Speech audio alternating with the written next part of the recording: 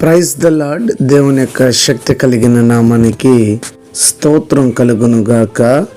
ఈరోజు దేవుని యొక్క వాగ్దానము యెషయా ప్రవచన గ్రంథము 43వ అధ్యాయము 19వ వచనం యొక్క మొదటి భాగము.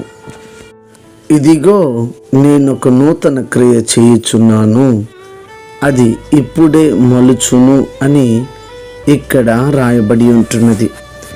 ప్రియులరా, దేవాతి దేవుడు ఇజ్రాయేలు ప్రజలకు ఇచ్చినటువంటి వాగ్దానాన్ని మరొకమారు దేవాతి దేవుడు మనకును జ్ఞాపకము చేయుచున్నారు.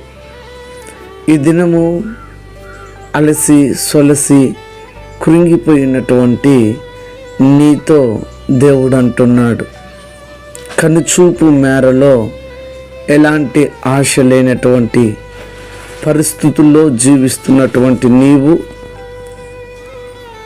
ఎటు చూసిన అవమానాలు, నిందలు, ఇబ్బందులు, ఇరుకులతో ఉన్నటువంటి నీతో అంటున్నాడు, ఎంతకాలము ఇంకనూ నేను ఇలాంటి బాధలు, వేదన, వ్యాధిని అనుభవించడం అని చెప్పి కృంగిపోతున్నావా?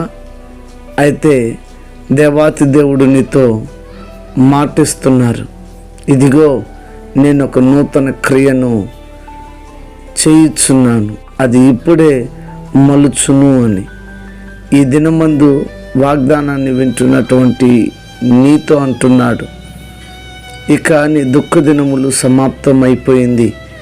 నీ వేదన, నీ కష్టకాలము, నీ కన్నీరు, నీ అవమానం, నీ దుఃఖమంతా తొలగిపోయి నీకు దేవాతి దేవుడు తానే నూతన క్రియను నీ పట్ల జరిగించి, అది ఈ క్షణమందే నీవు వాటిని పొందబోతున్నావు, పొందుకొని దేవునికి మహిమకరంగా ఉండబోతున్నావు.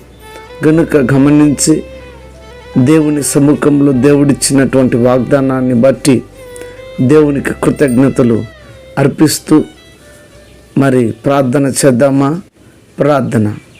ప్రేమ స్వరూపి శ్రేష్టమగు నామమునకై వందనాలు. ఉదయకాల సమయమందు మీరు మాట్లాడిన శ్రేష్టమగు మాట కొరకై స్తోత్రం.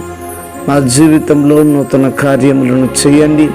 ఈ క్షణమే మీరు చేసి ఉన్నారని మరి వాక్యము ద్వారా మాతో మీరు మాట్లాడారు. ఈ వాక్యము మా జీవితంలో ఫలభరితంగా మార్చండి. అనారోగ్యం చేత ఉన్న వారికి ఆరోగ్యము, ఆర్థిక ఇబ్బందులు ఉన్న వారికి విడుదల, రక్షణ లేని ప్రజలకు రక్షణనిచ్చి ప్రతి వారిని నీ రాకడికి సిద్ధపరచమని, ఈ వాగ్దానం ప్రతి వారి జీవితంలో ఫలభరితంగా మార్చమని క్రీస్తు పేరిట వేడుకొని నామ తండ్రి, ఆమెన్. God bless you. దేవుడు మిమ్మల్ని దీవించి ఆశీర్వదించునుగాక. ఆమెన్.